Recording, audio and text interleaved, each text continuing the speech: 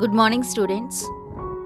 In the last video, I explained two programs to practice the input and output statements. In this video, I would like to teach again two programs to practice input and output statements. This is not a theory to by heart. That's why, students, put your mind to understand. Shall we start the class? Now, come to the third program. Write a program to convert Celsius temperature into Fahrenheit temperature. Read the question again. Write a program to convert Celsius temperature into Fahrenheit temperature. నేను మీకు చెప్పినట్లు ఇప్పుడు ఈ రెండు programmes కూడా మీకు తెలుగులోనే explain చేస్తానమ్మా. ఒకసారి చూడండి. ఎక్స్ప్లెనేషన్ పార్ట్కి వెళ్తే కనుక మనకు ప్రోగ్రాంలో ఇచ్చింది ఏంటి? Conversion of Celsius temperature into Fahrenheit temperature. అది మనం క్యాలిక్యులేట్ చేయాలంటే సెల్సియస్నేమో ఇన్పుట్గా తీసుకోవాలి, దాన్ని ఫారెన్హీట్లోకి మార్చాలి. ఇప్పుడు మనకి అలా మార్చాలంటే మనకి ఫార్ములా తెలియాలి. ఫస్ట్ సెల్సియస్ నుంచి ఫారెన్హీట్లోకి మార్చే ఫార్ములా తెలియాలి. కాబట్టి ఫార్ములా ఏంటంటే F is equal to C into 9/5 plus 32. ఈ ఫార్ములా అనేది కనుక తెలిస్తే మనం ప్రోగ్రామ్ని ఈజీగా రాయొచ్చు అనమాట. ఇన్పుట్గానేమో సెల్సియస్ తీసుకోవాలి, క్యాలిక్యులేషన్కి వచ్చేసరికేమో సెల్సియస్ని ఆధారం చేసుకొని దాన్ని ఫారెన్హీట్లోకి మార్చాలి. అవుట్పుట్కి వచ్చేసరికి ఫారెన్హీట్ అంటే మనం ఏదైతే క్యాలిక్యులేట్ చేసామో దాన్ని మనం అవుట్పుట్గా డిస్ప్లే చేయాలన్నమాట. ఇప్పుడు ప్రోగ్రామ్కి వస్తే కనుక ఫస్ట్ లైన్ వచ్చేసి #include stdio.h. ఈ స్టేట్మెంట్లో మనం ఏం చేస్తామంటే ఇన్పుట్ అవుట్పుట్ స్టేట్మెంట్స్ వర్క్ అవడానికి హెడర్ ఫైల్ని ఇంక్లూడ్ చేసుకుంటాం. నెక్స్ట్ వచ్చేసరికి #include conio.h. ఈ లైన్లోనేమో CLR SCR ఫంక్షను, getch అనే ఫంక్షను రెండు వర్క్ అవ్వాలంటే మనము ఈ హెడర్ ఫైల్ని ఇంక్లూడ్ చేసుకోవాలి. నెక్స్ట్ లైన్ మెయిన్ వచ్చేసరికి ప్రతి ప్రోగ్రాము నువ్వు ఎన్ని లైన్ల ప్రోగ్రామ్ రాసినా కానీ ఏ ప్రోగ్రామ్ అయినా ఫస్ట్ మెయిన్ మెథడ్ నుంచే స్టార్ట్ అవుతుంది. కాబట్టి ప్రతి ప్రోగ్రామ్కి మెయిన్ మెథడ్ అనేది ఇంపార్టెంట్ అనమాట. నెక్స్ట్ వచ్చేసరికి ఫ్లోట్ C,F. C అనేదేమో సెల్సియస్ టెంపరేచరు, F అనేదేమో ఫారెన్హీట్ టెంపరేచర్. అవి రెండు కూడా నేను ఫ్లోట్ డేటా టైప్ కింద డిక్లేర్ చేశాను. నెక్స్ట్ లైన్ వచ్చేసరికి CLR SCR. ఈ ఫంక్షన్ వచ్చేసరికి మనకి అవుట్పుట్ అయిపోగానే స్క్రీన్ అనే దాన్ని క్లియర్ చేస్తుంది, అందుకనే దాన్ని క్లియర్ స్క్రీన్ అనే ఫంక్షన్గా డిక్లేర్ చేశారు. నెక్స్ట్ లైన్ వచ్చేసరికి printf enter the temperature in Celsius.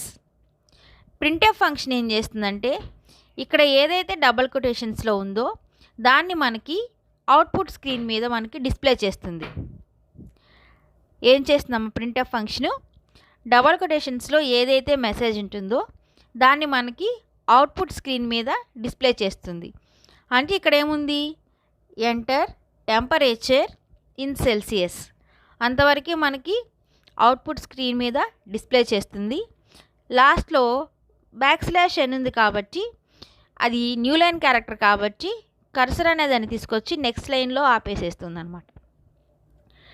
Next line వచ్చేసి scanf డబల్ కొటేషన్స్లో %f, %C. ఈ ఫంక్షన్ ఏం చేస్తుందంటే డబల్ కొటేషన్స్లో మనం ఏదైతే ఫార్మాట్ స్పెసిఫికేషన్ రాసామో ఆ డేటా టైప్కి ఒక వాల్యూని రీడ్ చేస్తుంది. అది ఏ వాల్యూ? పక్కన మనం రాసిన &c అంటే సి అనే వేరియబుల్కి ఫ్లోట్ అనే డేటా టైప్లో ఒక వాల్యూని రీడ్ చేస్తుంది. ఎక్కడి నుంచి? యూజర్స్ దగ్గర నుంచి. అంటే ఎవరైతే ఈ ప్రోగ్రామ్ని రన్ చేస్తున్నారో వాళ్ళని ఏమంటాం? యూజర్స్ అంటాము. వాళ్ళ దగ్గర నుంచి ఒక ఫ్లోట్ టైప్ డేటాని సి అనే వేరియబుల్లోకి రీడ్ చేస్తుంది అనమాట. నెక్స్ట్ లైన్కి వచ్చేసరికి f is equal to c into 9/5 plus 32. ఇక్కడ మీరు ఎక్స్ప్లెనేషన్లో ఏదైతే మనం ఫార్ములాని యూజ్ చేసామో అదే ఫార్ములాని ఇక్కడ రాసుకొని మనము సెల్సియస్ టెంపరేచర్ని ఫారెన్హీట్లోకి మార్చామన్నమాట. ఇప్పుడు అవుట్పుట్గా ఏది ప్రింట్ చేయాలంటే మనం ఏదైతే క్యాలిక్యులేట్ చేసామో దాన్నే మనము అవుట్పుట్గా డిస్ప్లే చేయాలి. కాబట్టి printf temperature in Fahrenheit is equal to %f double quotations close చేసి కామా పెట్టి f రాయండి. ఎందుకంటే %f అనేది ఫ్లోట్ టైప్ డేటా కాబట్టి ఆ ఫార్మాట్ స్పెసిఫికేషన్ అక్కడ రాసాము. కామా f అంటే మనం క్యాలిక్యులేట్ చేసిన ఫారెన్హీట్ అనేదాన్ని మనం ఎఫ్లో సేవ్ చేసుకున్నాం కాబట్టి ఎఫ్ని అక్కడ డిస్ప్లే చేయాలి. ఇప్పుడు కంపైలర్ ఏం చేస్తుందంటే ప్రింట్ఎఫ్లో డబల్ కొటేషన్స్లో ఏదైతే ఉందో దాన్ని అవుట్పుట్ స్క్రీన్ మీద డిస్ప్లే చేస్తుంది అనమాట. Temperature in Fahrenheit is equal to అక్కడ వరకే ప్రింట్ చేస్తుంది. ఆ తర్వాత ఏముంది? %f అంటే అది ఫార్మాట్ స్పెసిఫికేషన్. దేనికి సంబంధించింది? ఒక ఫ్లోట్ టైప్ డేటాకి సంబంధించిన ఫార్మాట్ స్పెసిఫికేషన్. ఈ ఫ్లోట్ టైప్ డేటా అనేది ఎక్కడి నుంచి తీసుకోవాలంటే పక్కనే ఉన్న కామా తర్వాత ఏదైతే వేరియబుల్ ఉంటుందో అందులో సేవ్ చేసిన నంబర్ని తీసుకొచ్చి ఈ ఈజ్ ఈక్వల్ టు తర్వాత ప్రింట్ చేస్తుంది అనమాట. ఈ విధంగా ప్రింట్ఎఫ్ అండ్ స్కాన్ఎఫ్ అనే ఫంక్షన్స్ వర్క్ అవుతాయి. ఈ ప్రోగ్రామ్స్ కేవలము ఇన్పుట్ అవుట్పుట్ స్టేట్మెంట్స్ మీద బేస్ అయ్యే ఉన్నాయి కాబట్టి మీరు కొంచెం మీ మైండ్ని పెట్టి కనుక నేర్చుకోగలిగితే సి అనేది చాలా ఈజీగా ఉంటుందమ్మా. ఇప్పుడు 4వ ప్రోగ్రామ్ చూసుకుంటే కనుక write a program to find the area and parameter of a rectangle. Once again read write a program to find the area and perimeter of a rectangle. అంటే ఈ ప్రోగ్రాంలో మనకేమిచ్చారు? ఒక రెక్టాంగిల్ యొక్క ఏరియా కనుక్కోవాలి, పెరిమీటర్ అనేదాన్ని కనుక్కోవాలి. కాబట్టి వాటి యొక్క ఫార్ములాస్ తెలుసుకుందాం. ఫస్ట్ ఫార్ములాస్ వచ్చేసరికి area is equal to L into b, perimeter is equal to 2 into L+b. కాబట్టి ఈ రెండు ఫార్ములాస్లో కామన్గా ఉన్న వేరియబుల్స్ ఏంటమ్మా? LB అంటే లెంగ్త్, బ్రెడ్త్. ఇంకా అంతకుమించి ఏమైనా వేరియబుల్స్ ఉన్నాయి అందులో? లేవు. కాబట్టి ఇందులో ఉన్న ఆ రెండు వేరియబుల్స్నే మనం ఏం చేయాలంటే ఇన్పుట్గా తీసుకోవాలి. ఇన్పుట్గా తీసుకున్నప్పుడే మనకి ఏరియా, పెరిమీటర్ అనే దాన్ని క్యాలిక్యులేట్ చేయడానికి వీలవుతుంది. కాబట్టి ఎల్ని బిని మనం ఏం చేయాలి? ఇన్పుట్గా తీసుకోవాలి. ఇన్పుట్గా తీసుకొని మనం క్యాలిక్యులేట్ చేయాల్సింది ఏంటి? Area, perimeter. మళ్ళీ మనం అవుట్పుట్గా డిస్ప్లే చేయాల్సింది ఏంటి? Area, perimeter. కాబట్టి ప్రోగ్రామ్కి వస్తే కనుక ఫస్ట్ లైన్ వచ్చేసరికి #include stdio.h. ఈ లైన్ ద్వారా మనం ఏం చేస్తాం? ఇన్పుట్ అవుట్పుట్ వర్క్ అవడానికి హెడర్ ఫైల్స్ని ఇంక్లూడ్ చేసుకుంటాం. నెక్స్ట్ లైన్ వచ్చేసరికి #include conio.h. ఈ లైన్ వల్ల మనకు ఉపయోగం ఏంటి? clr/scr అనే ఫంక్షను, getch అనే ఫంక్షను, రెండు ఫంక్షన్స్ వర్క్ అవ్వాలంటే ఈ conio.h అనే హెడర్ ఫైల్ మనం ఇంక్లూడ్ చేసుకోవాలి మన ప్రోగ్రాంలో. నెక్స్ట్ వచ్చి మెయిన్ మెథడ్, మెయిన్ ఫంక్షన్. ఇలా పార్ట్ బ్రాకెట్స్ పెట్టిన దేన్నైనా సరే మనం ఏమంటామంటే ఫంక్షన్ అంటాం. ప్రతి ప్రోగ్రామ్ ఎక్కడి నుంచి స్టార్ట్ అవుతుంది? మెయిన్ మెథడ్ నుంచే స్టార్ట్ అవుతుంది.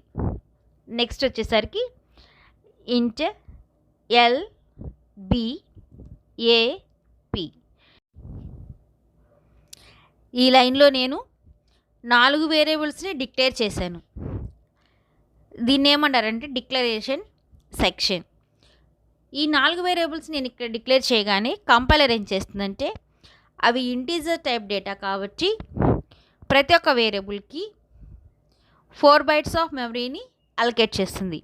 ఎల్కి 4 బైట్స్, బికి 4 బైట్స్, ఏకి 4 బైట్స్, పికి 4 బైట్స్. ఇక్కడ ఎల్బిఏపి ఎందుకు తీసుకున్నానంటే ఎల్ అనేదేమో లెంగ్త్ని సేవ్ చేసుకోవడానికి, బి అనేదేమో బ్రెడ్త్ని సేవ్ చేసుకోవడానికి, ఏ అనేదేమో ఏరియాని సేవ్ చేసుకోవడానికి, పి అనేదేమో పెరిమీటర్ని సేవ్ చేసుకోవడానికి. ఇలా మనం వేరియబుల్స్ ఇచ్చేటప్పుడు మన ఫార్ములా కానీ లేకపోతే మనం క్యాలిక్యులేట్ చేసేదానికి కానీ రిలేటివ్గా ఇచ్చుకోవాలి. వేరియబుల్స్ కూడాను ఎలా పడితే అలా ఇవ్వకూడదు వీటిని కూడా. నెక్స్ట్ లైన్ వచ్చేసరికి CLR SCR function to clear the screen. Next line వచ్చేసరికి printf enter length and breadth of a rectangle. Printf యొక్క పని ఏంటి? డబల్ కొటేషన్స్లో ఏదైతే ఉందో దాన్ని తీసుకొచ్చి అవుట్పుట్ స్క్రీన్ మీద డిస్ప్లే చేయడం. That is the functioning of printf function. ఇక్కడ డబల్ కొటేషన్స్లో ఏముంది? Enter length and breadth of a rectangle అంతవరకు మాత్రమే అవుట్పుట్ స్క్రీన్ మీద డిస్ప్లే చేస్తుంది. అప్పుడు మనం ఏం చేయాలి? కింద లైన్కి వస్తే కనుక స్కాన్ఎఫ్ %d %d అంటే ఇక్కడ కంపైలర్ ఏం అర్థం చేసుకుంటుందంటే స్కాన్ఎఫ్ ఫంక్షన్ ద్వారా నేను 2 ఇంటీజర్ టైప్ డేటాని తీసుకోవాలి. ఎందుకంటే ఇక్కడ మనం ఇంటీజర్ యొక్క ఫార్మేట్ స్పెసిఫికేషన్స్ 2 రాసాం కాబట్టి కంపైలర్ కూడా 2 వాల్యూని తీసుకుంటుందన్నమాట.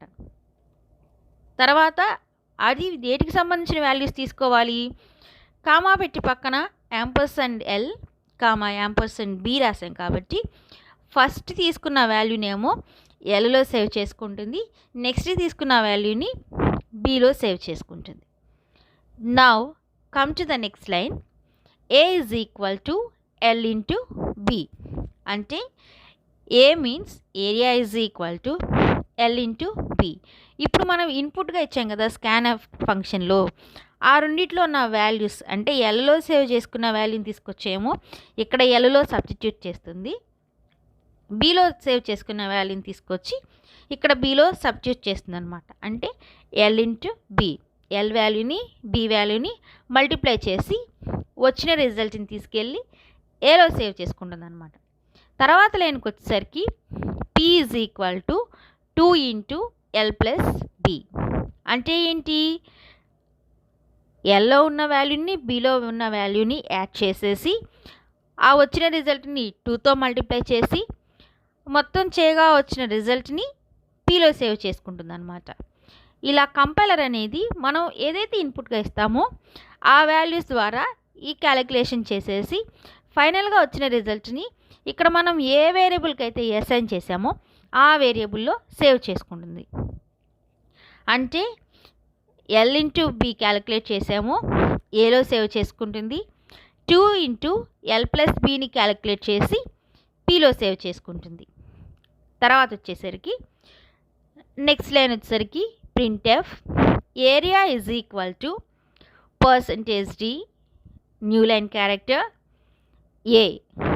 అంటే ఇక్కడ ప్రింట్ఎఫ్ ఫంక్షన్ ఎలా వర్క్ అవుతుందంటే డబల్ కొటేషన్స్లో ఏదైతే ఉంటుందో దాన్ని మొత్తాన్ని వరుసగా ప్రింట్ చేస్తుంది. ఎక్కడ వరకు?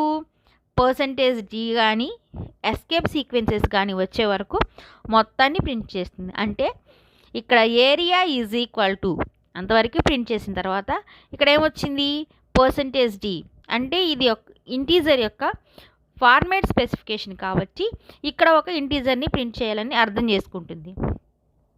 అలా అర్థం చేసుకొని ఇక్కడ ఏ వాల్యూని ప్రింట్ చేస్తుందంటే డబల్ కొటేషన్స్ పక్కన కామాలో ఏదైతే వేరియబుల్ ఉంటుందో ఆ వేరియబుల్ని తీసుకొచ్చి ఇక్కడ ప్రింట్ చేస్తుంది. కాబట్టి ఏలో ఉన్న వాల్యూ తీసుకొచ్చి ఇక్కడ ప్రింట్ చేసి తర్వాత ఒక న్యూ లైన్ క్యారెక్టర్ అంటే \n ఉంది కాబట్టి కింద లైన్లోకి వచ్చేస్తుంది అనమాట. ఈ ఫంక్షన్ యొక్క వర్కింగ్ అలా ఉంటుంది. నెక్స్ట్ లైన్కి వచ్చేసరికి ప్రింట్ఎఫ్ డబల్ కొటేషన్స్లో perimeter is equal to %d. అంటే కంపైలర్ ఏం చేస్తుందంటే పెరిమీటర్ ఈజ్ ఈక్వల్ టు వరకు ప్రింట్ చేస్తుంది. ఈజ్ ఈక్వల్ టు తర్వాత ఏముంది, ఫార్మేట్ స్పెసిఫికేషన్ ఆఫ్ ఇంటీజర్ ఉంది కాబట్టి అక్కడ ఒక ఇంటీజర్ని ప్రింట్ చేస్తుంది. ఆ ఇంటీజర్ వాల్యూ ఎక్కడి నుంచి ప్రింట్ చేయాలంటే డబల్ కొటేషన్స్ పక్కన కామా ఉంది కదా, ఆ కామా తర్వాత ఏదైతే వేరియబుల్ ఉంటుందో అందులో ఉన్న వాల్యూని ప్రింట్ చేస్తుంది. అంటే ఇక్కడ p ఉంది కాబట్టి pలో ఉన్న వాల్యూని ప్రింట్ చేస్తుంది అనమాట. Next get ch function. Screen మీద 2 ప్రోగ్రామ్స్ ఉన్నాయమ్మా, వీటిని నోట్ చేసుకోండి నీట్గా. ఎక్స్ప్లెనేషన్ అయితే రాసే పని లేదు, జస్ట్ నోట్ చేసుకోండి. సి అనేది బేసిక్ లాంగ్వేజ్ కాబట్టి మీరు మైండ్ పెట్టి చక్కగా నేర్చుకోండి. ఎందుకంటే 10th క్లాస్కి వెళ్ళిన తర్వాత జావా ఉంటుంది, అందులో అంతా ఆబ్జెక్ట్ ఓరియంటెడ్ ప్రోగ్రామింగ్ ఉంటుంది కాబట్టి అది రాయాలంటే ఈ సి లాంగ్వేజ్ అనేది చాలా తరోగా ఉండాలి మీరు. కాబట్టి మీ మైండ్ పెట్టి 9th స్టాండర్డ్ నుంచే చక్కగా నేర్చుకోండి. 10థ్కి వెళ్ళిన తర్వాత జావా అనేది చాలా ఈజీగా ఉంటుంది. ఇప్పుడు వరకు చెప్పిన 4 ప్రోగ్రామ్స్ మీకు అర్థమైనాయి అనుకుంటున్నాను. Subscribe this channel to get the notification. Thank you.